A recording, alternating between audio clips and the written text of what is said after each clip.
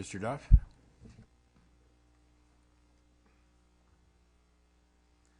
May it please the court, counsel.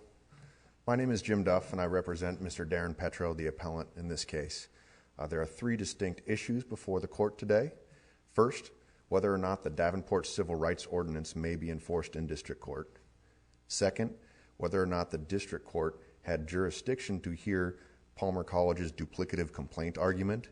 And third, whether or not there is an enforceable contract between Petro and Palmer College as alleged in our petition and in the briefings below. To begin with our first point, that the Davenport Civil Rights Ordinance is enforceable in district court, and this argument is based on this court's holding in Molitor, as well as the three companion cases of Molitor that deal with local civil rights ordinances. And it's important to dig beneath just the Westlaw headnotes of the Molitor ruling. Molitor did not stand for the proposition that a local jurisdiction can never confer jurisdiction on the district court. Molitor stated that a local jurisdiction may confer jurisdiction onto the district court if it derives from and accords with state law. And the Molitor court cited three cases from this court where dealing with the local civil rights ordinances that found that the local ordinances can confer jurisdiction on the district court. The two most important of those cases were the Cedar Rapids Human Rights Commission case and Dietz versus the Dubuque Human Rights Commission. Now, the Cedar Rapids Human Rights Commission case was the first case in this line of cases decided in 1974. And in that case, this court held not only did Cedar Rapids have the authority to confer jurisdiction on the district court, but it actually invalidated the civil rights ordinance because it failed to do so, finding that it was inconsistent with the Iowa Civil Rights Act. In the absence of the Iowa Civil Rights Act, would a municipality have the authority to create a private cause of action for discrimination and authorize a suit in the district court? No, Your Honor. Not under this court's holding in Molitor. It must derive from and accord with that state law. And for example, if the Iowa Civil Rights Act didn't provide for an original cause of action in district court, the local ordinance would not be able to provide for the same. And it's important to remember in this Cedar Rapids Human Rights Commission case in 1974, there was no provision similar to the current provision codified at 216.19 sub 7 that allows these local commissions' decisions to be reviewed. In other words, nothing in the Civil Rights Act in 1974 allowed a local jurisdiction to confer jurisdiction onto the district court.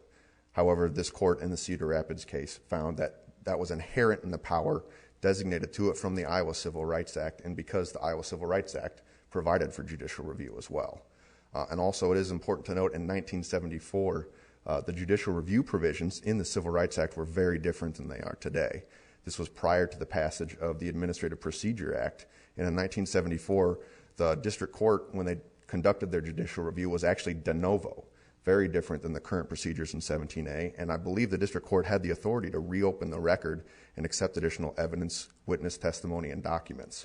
So it was much more akin to an original cause of action than the current judicial review under the Administrative Procedures Act of today. Additionally, in the 1982 case, Dietz versus the Dubuque Human Rights Commission, it was a very similar ruling. At that point in time, the Iowa Civil Rights Act had been amended, and the language allowing local commissions' decisions to be reviewed in district court was present. However, that language only applied to what were called referral agencies. And this court in Dietz found that the Dubuque Commission was not a referral agency, yet the Dubuque ordinance was still valid when it conferred jurisdiction onto the district court, because that was inherent in the powers granted the jurisdictions under the Iowa Civil Rights Act. Because the Davenport Civil Rights Ordinance derives from and accords with the Iowa Civil Rights Act, this grant of jurisdiction on the district court is 100% valid here. The Davenport Civil Rights Ordinance has all of the same procedural and administrative requirements before issuing a right to sue letter. A complainant must timely file a complaint with the same statute of limitations. It must sit for 60 days. The complainant must comply with all commission's orders and requests. And there's also a catch-all provision in the Davenport Civil Rights Ordinance that states if there's any disqualifying factors that are present in state or federal law, then the Davenport Commission cannot issue a right to sue letter. Do you know of any case where a plaintiff has brought a private cause of action under an ordinance in district court where that award has been affirmed on appeal? I do not, Your Honor, and I did. There are local ordinances that are enforced every day, and if you consider the state of Iowa a plaintiff in criminal matters, local criminal ordinances are enforced every day across this state, and those ordinances do derive from and accord with state law. Well, I'm talking about human rights ordinances in particular. So how old is the Davenport Human Rights Ordinance? It's originally enacted in 1974. The age discrimination protection in education was added in the 2000s. So since 1974, is there a case in which somebody has sued under the ordinance in district court, at least one that you can cite to? No, Your Honor. There was the Quick versus, I believe, MCO Enterprises case that was brought under the Des Moines Human Rights Ordinance. In that case, the Des Moines District Court dismissed it on the same grounds that the Davenport District Court here did. It was actually heard by the Court of Appeals, though, I believe, in an unpublished opinion, and it was affirmed without any discussion of the case. So this really is an issue of first impression for this court, and applying this court's longstanding precedent from Molitor, Dietz, and the Cedar Rapids Human Rights Commission case. It's pretty clear. It seems clear to me that this local civil rights ordinance may be enforced in district court, given that it mirrors substantially and is really virtually identical to the Iowa Civil Rights Act. Turning here to my second point, that the district court lacked jurisdiction to rule on Palmer College's duplicative complaint argument. And this is based on 17A.19, that first unnumbered paragraph. This court has long held for decades that 17A provides the exclusive means by which a party can challenge administrative action, or agency action, excuse me. Palmer College has already conceded that there was agency action at issue in this case, and that agency action was the Iowa Civil Rights Commission's denial of Petro or Palmer College's request to close this case based on the same duplicative argument. And this was reviewable agency action under 17A.19 sub 3. Can I ask you a question about that? I'm sympathetic to your argument about 17A being the exclusive remedy. There's kind of a wrinkle in this case where you have, I think at least if I'm right, the district court order in the judicial review case kind of preserves or explicitly states that this can be litigated in this case. Maybe that was wrong, but given that that was what was said, is there some sort of exception that should be applied here? I mean, you wouldn't expect them to go ahead and appeal an order in the other case where they've already won, or at least they thought they won. Yeah, I think I understand what you're getting at, Your Honor, and I completely agree. And the answer to that question actually lies in 17A.19 sub 3, which states that, because this was agency action, that it was not a decision in a contested case. And 17A.19 sub 3 states that agency action other than a decision in a contested case can be challenged at any time. And I completely agree with Your Honor. It wouldn't necessarily make sense for Palmer College to have refiled the 17A petition given the district court's ruling. But Palmer College is free to refile their 17A petition today, tomorrow, or whenever this court hands down its ruling. It is not without recourse. It simply needs to go back to the recourse provided in 17A, given that that is the exclusive means for this court, that this court has repeatedly held, to challenge agency action when a party is aggrieved by that agency action. And I think it's important to point out why Palmer College preferred to go the route of challenging this through a motion for summary judgment. There are specific grounds in Chapter 17A for challenging an agency decision, and none of them are de novo. They involve abuses of discretion, gross abuse of ignoring evidence that a normal person would ignore, violations of procedural or due process rights. Palmer College would almost certainly fail under the 17A standards, which is why getting a de novo review at the district court through filing a summary judgment motion was inappropriate in this case. And it's why, essentially, that this court should have Palmer College go back and file a new 17A petition under the provisions of 17A.19 sub 3 if they really believe that this action was duplicative. As the Civil Rights Commission stated in a 2-page memo addressing all of Palmer College's arguments and rejecting them, finding that at least part of plaintiff's second civil rights complaint was not duplicative. And turning now to the third issue in this case, whether or not Palmer College or Petro can proceed on his breach of contract argument. And I would like to address one thing first. If this court rules that Petro can proceed with his age discrimination claim. In all likelihood, that breach of contract claim is going to be superseded. We have a statutory cause of action. Much of the allegations in our breach of contract claim are based on the age discrimination retaliation. And if this court rules that there is a statutory cause of action for age discrimination in education, our breach of contract claim would be, in all likelihood, superseded. Let me ask you this question. What's the relationship between the duplicative argument that was raised on counts 2 and 3 of the complaint and count 1? If we were to decide that summary judgment was appropriate on counts 2 and 3, what would be the status of count 1? The age discrimination complaint, Your Honor? Yes.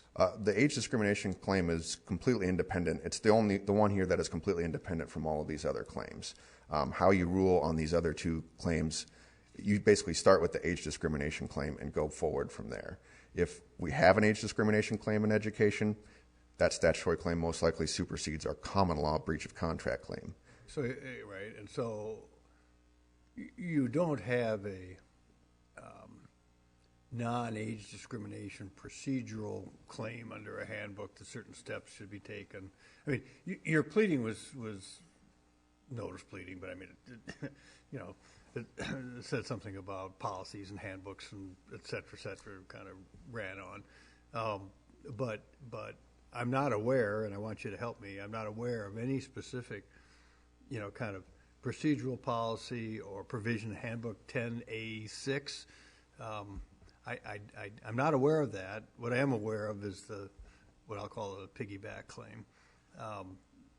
Is there something more?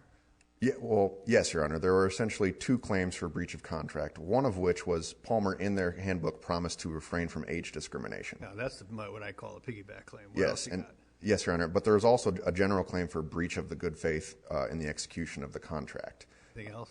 No, those are the 2 general claims. Essentially, the second claim is if we believe we can show through the facts in this case that Palmer College intentionally ran Darren Petro off the campus and then kept his tuition money. That's the essence of our breach of contract and good faith claim. Much of the conduct that ran him off of the campus would be subsumed by the age discrimination retaliation. But doesn't the handbook also have a bunch of procedures that are meant to protect people like Mr. Petro? So if you're going to say that's a contract, then your remedy would be those procedures, right?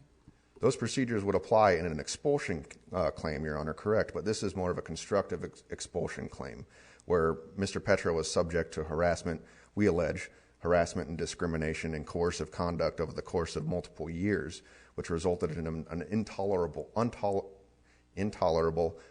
education environment that a reasonable person would find toxic and not able to deal with. And while this issue is not fully briefed or submitted to the court, there are many jurisdictions around this country who have recognized constructive expulsion claims. The Massachusetts Supreme Court has explicitly recognized it, and for whatever reason, the Sixth Circuit has a lot of case law in the Title IX context on constructive expulsion claims. As far as the standard you would apply in a constructive expulsion claim, it would be the same thing as a constructive discharge claim, objectively intolerable circumstances that would lead a reasonable person to leaving. And if he had been expelled, yes, Your Honor, you need to avail yourselves of those procedural rights in the handbook. But since this was a constructive expulsion claim, the more proper way to proceed is either on the promise to refrain from age discrimination or the general good faith that they affirmatively wanted to make Mr. Petro quit and to run him off of campus because they didn't want him as a student anymore. Essentially, that is, like I said earlier, we should start here with the age discrimination claim. We believe because the Davenport Civil Rights Ordinance derives from and accords with state law, we can bring that age discrimination and education claim.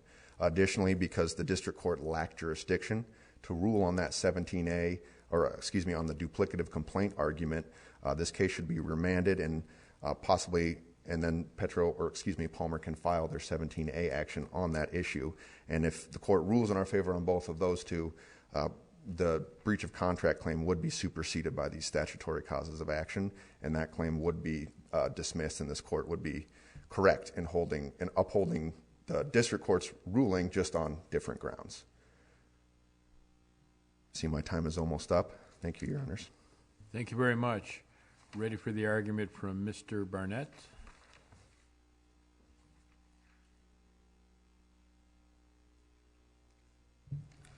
May it please the court, counsel. My name is Alex Barnett. I, along with my co-counsel Mickey Schultz, represent Palmer College of Chiropractic. While this case is procedurally convoluted, the legal issues for your honors to decide on this appeal are remarkably simple. Petro argues that a local commission can confer original jurisdiction on a state court because a ordinance derives from the procedural mechanisms that mirror the administrative release process under the Iowa Civil Rights Act. However, the local commission's authority is subject to the Iowa Civil Rights Act, and as this court has recognized in the Summers case, that in that case where there was a transsexual who alleged that they were discriminated against on the basis of being a transsexual, that because the Iowa Civil Rights Act expressly did not recognize transsexual as a protected class, although shared the same and similar characteristics of other classes, this court would refuse to create a new claim because the Iowa Civil Rights Act had preempted. So to the extent that a claim derives from or accords or is similar to a claim that exists under the Iowa Civil Rights Act, the local commission's authority, along with this court, must recognize that the Iowa Civil Rights Act does not provide for a claim in age discrimination. All right, so you're saying, I guess, that local ordinances can provide a gateway to district court for enforcement as long as the substantive scope of the protection is consistent with the Iowa Civil Rights Act. No, Your Honor. A local commission can promulgate, or a municipality can promulgate a local ordinance. A local commission can then bring a claim on behalf of a plaintiff alleging violations of that local ordinance, and after that proceeding, if the complainant or the respondent are unsatisfied, they can then bring a petition for judicial review and confer appellate jurisdiction on the state district court. However, as this court determined in Molitor, the Home Rule Act and the municipal power does not allow a municipality to confer original jurisdiction on the state court. And that's because jurisdiction is a state affair, not a local affair. So there's a two-tier procedural mechanism here.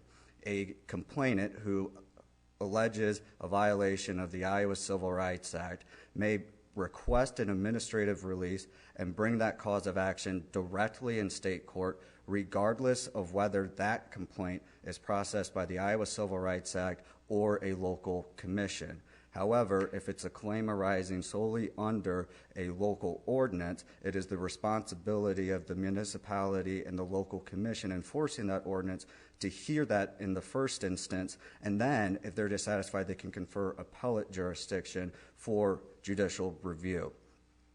And as the court noted in Molitor, jurisdiction of Iowa courts is conferred by Constitution and by legislation.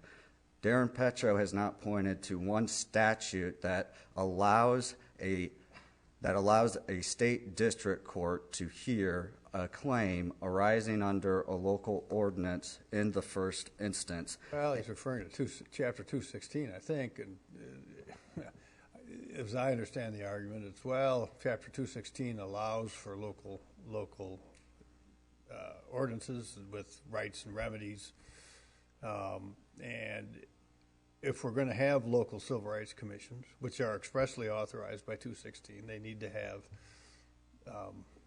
powers and enforcement mechanisms similar to that of Chapter 216. I mean, I think that's the argument that's made in the briefs.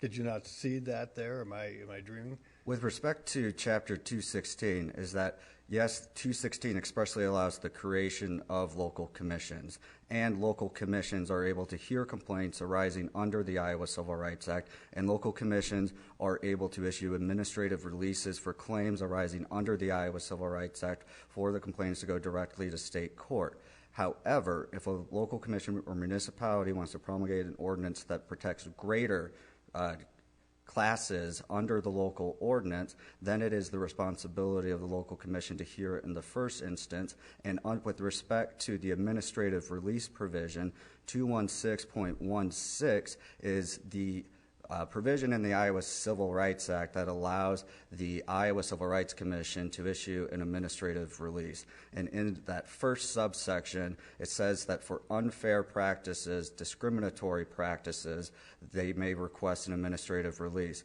Under the Iowa Civil Rights Act, unfair practices, discriminatory practices are defined expressly as those claims that are under the Iowa Civil Rights Act. A local ordinance does not derive from the Iowa Civil Rights Act. If it did, the Iowa Civil Rights Commission in the first instance in its screening analysis would not have found that age is not a protected characteristic under Iowa law.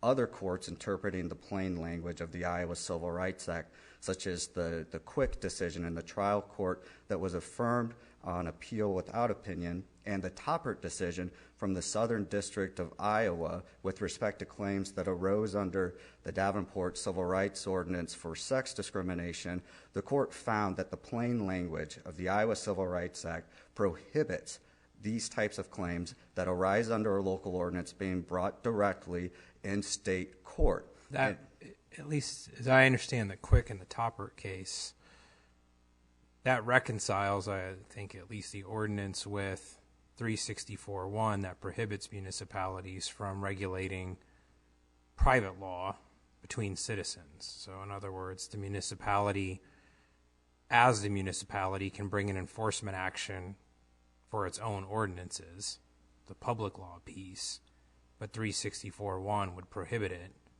from creating a new cause of action as between private parties, right? Other than that judicial review piece, which is a review of a public law, right?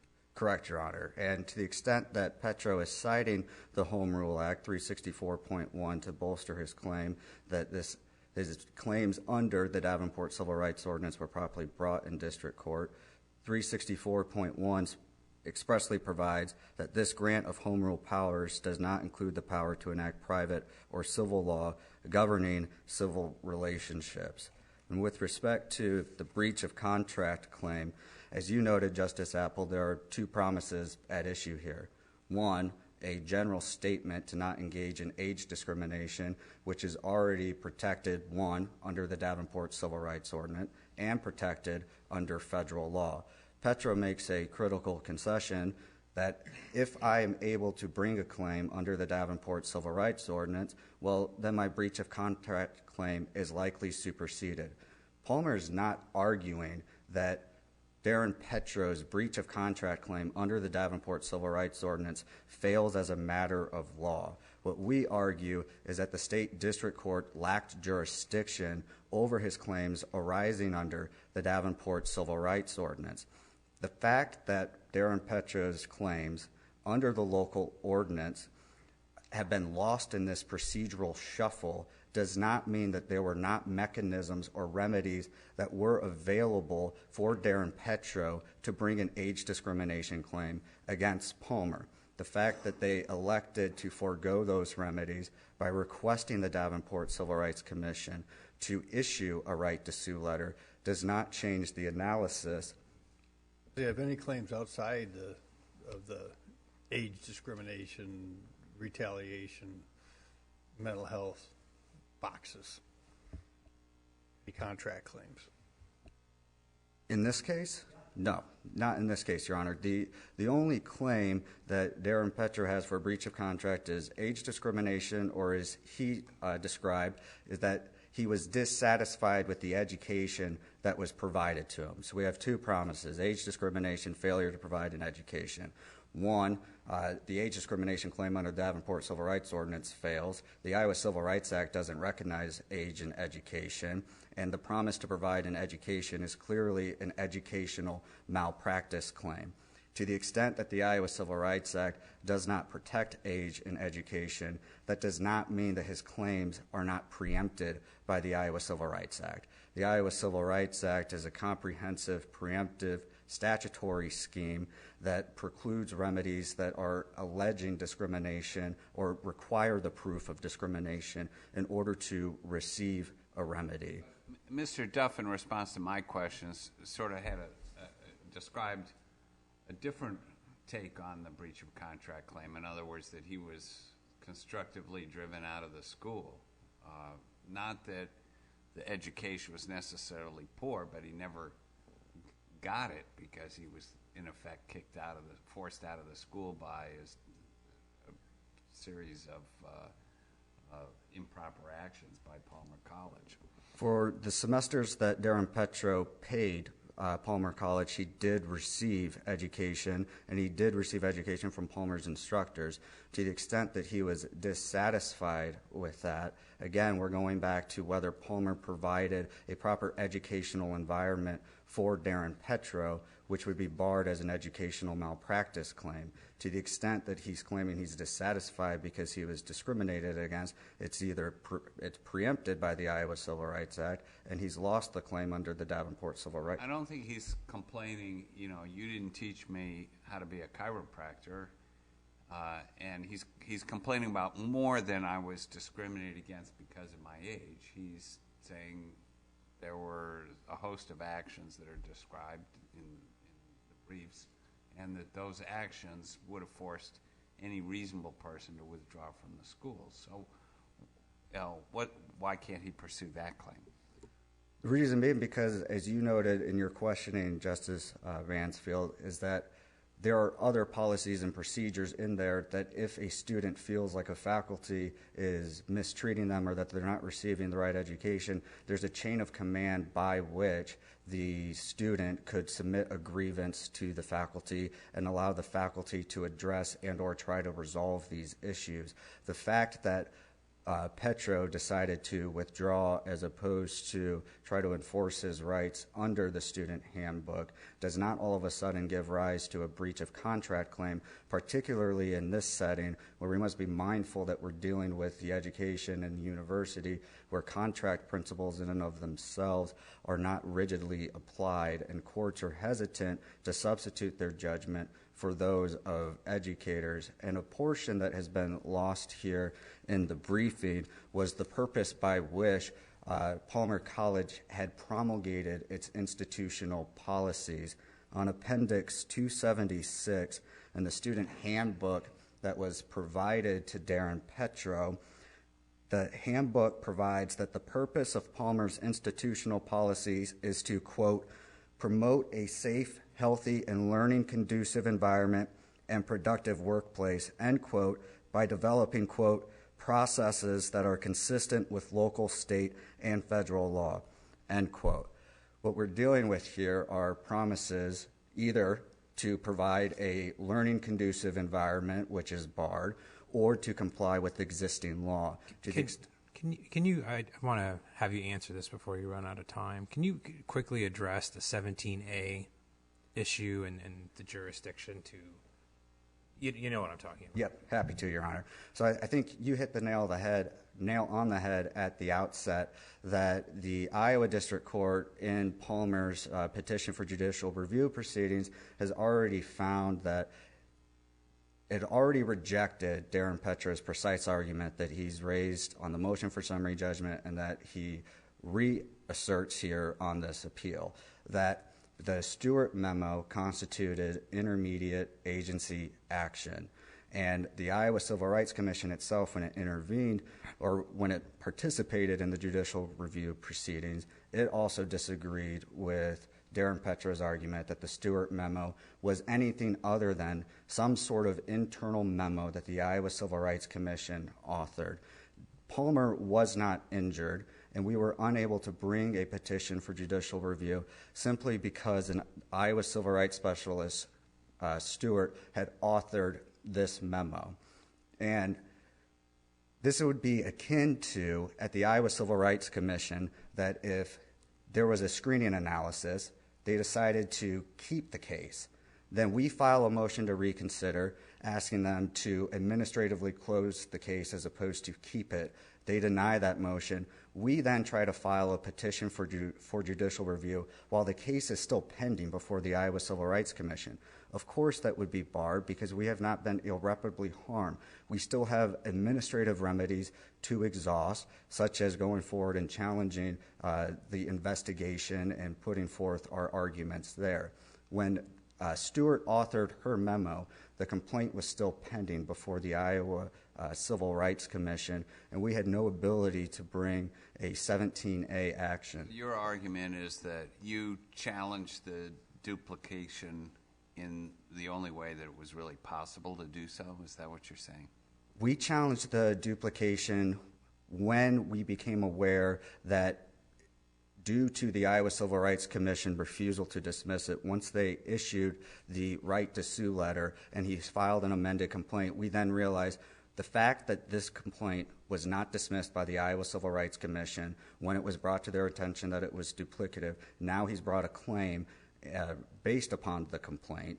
Now we are injured, and now we are going to challenge that decision.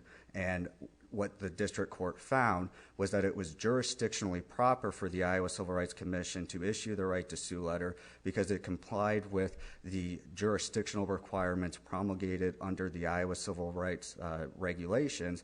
However, the fact that it was issued jurisdictionally proper did not prevent Palmer from arguing that the claim was statutorily barred. This would be akin to if there was an untimely Iowa Civil Rights Commission complaint, or two of them filed, and the timeline to bring... But let's assume that we think that the order in the other case, which is not really before us, is wrong. What is the remedy? The remedy for Darren Petro is none.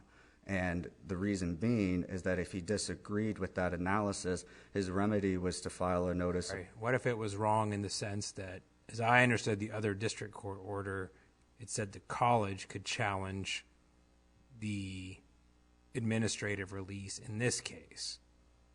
If we think, is that right, or am I misstating the record?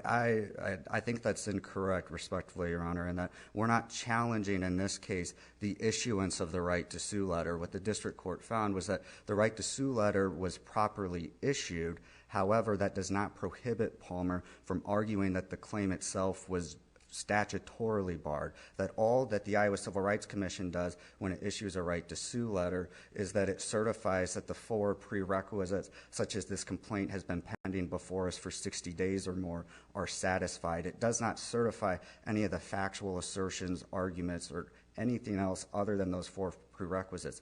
So we're not challenging whether those were satisfied. We've always agreed that they were. What we are challenging is that they were based upon the same acts or practices, and Darren Petro has conceded that they were based upon the same acts or practices in the district court. I realize I'm over time. My apologies. And for those reasons, we would respectfully request the court to affirm the district court rulings. Thank you. Thank you very much. Is there any rebuttal? Yes,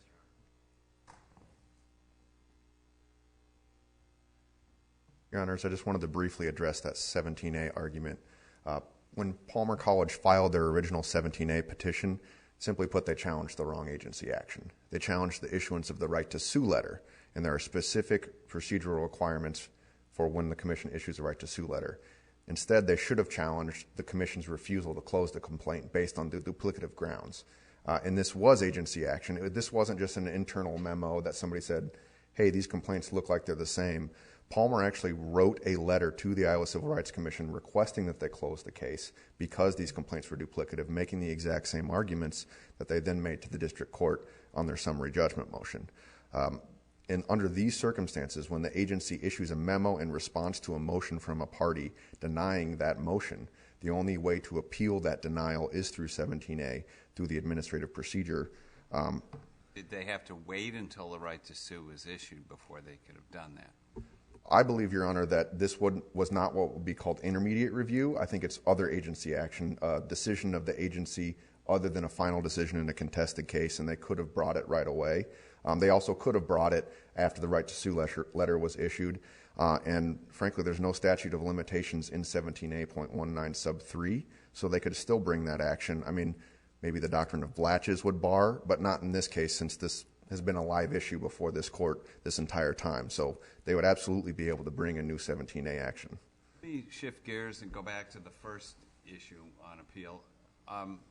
Under your reasoning, what is to prevent the city of Davenport from just enacting a civil rights ordinance that creates additional categories of protected classes and so forth, and then just says for any violation of this ordinance, a party may sue in district court? It doesn't even require going through a commission or getting a right to sue letter. Well, yes, Your Honor, that would absolutely not be derived from or accord with the Iowa Civil Rights Act. You would need to go through those same administrative and procedural steps that are outlined in the Iowa Civil Rights Act in order for a local commission to issue a valid right to sue letter. It's the whole reason for the derived from and accords with standard. These local jurisdictions need to adhere closely to the state law if they want to actually confer jurisdiction. So you're saying they have to adhere to the procedures but not the substantive part. Is that what you're saying? Substantive in the respect of additional categories of, yes, Your Honor. On 216.19 sub 1 sub B, I believe, is the provision that explicitly allows local jurisdictions to enact additional protections. It may be sub C if I'm, yes, sub C actually. Could Davenport also make punitive damages a remedy? No, Your Honor, because that would be a remedy above and beyond the Iowa Civil Rights Act, and it would no longer be deriving from or according with the Iowa Civil Rights Act. I believe this court has already ruled affirmatively on that the remedies provided by the local commission can only be the same as the remedies provided by the state commission. Another aspect of that derives from and accords with standard. And I just want to point out one thing that I believe got lost in the shuffle here. We did not request a right to sue letter and ask the Davenport Commission close this case. They closed it on their own administratively due to a lack of resources. It was always our intention to litigate this case through the Davenport Civil Rights Commission. On their own, they administratively closed it, said, hey, your remedy is to go get a right to sue letter. Here's how you request it, which is exactly what we did. And it's also important to remember here on the breach of contract claim. If Davenport wrongfully closed it, can one of the remedies be, if you do not have jurisdiction in district court, for us to tell Davenport to hear the case? Yes, Your Honor. We actually have a 17A action pending that we ask that the court hold the ruling in abeyance until the outcome of this case, asking the commission to reopen it in the event this court finds that we cannot bring an age discrimination claim in district court, because that would be the effect of this court ruling these local civil rights ordinances are not enforceable. It would force every local commission where a complaint is brought under solely their local laws to take that complaint all the way to hearing or no probable cause finding. And that goes back to, did the legislature really intend this? And definitively it did not. This court has already decided in Estabrook versus Iowa Civil Rights Commission that the legislature did not intend to create a fixed right to a hearing through the commission process. And by ruling that the local laws are not enforceable in district court, this court would be, in essence, creating a fixed right to a hearing through the commission process and direct contravention of the intent of the legislature in enacting the Iowa Civil Rights Act. Thank you. Thank you very much. The case of Petro versus Palmer College of Chiropractic is now deemed submitted. You may adjourn court for the day. Hear ye, hear ye. The Honorable Supreme Court of the State of Iowa is now adjourned.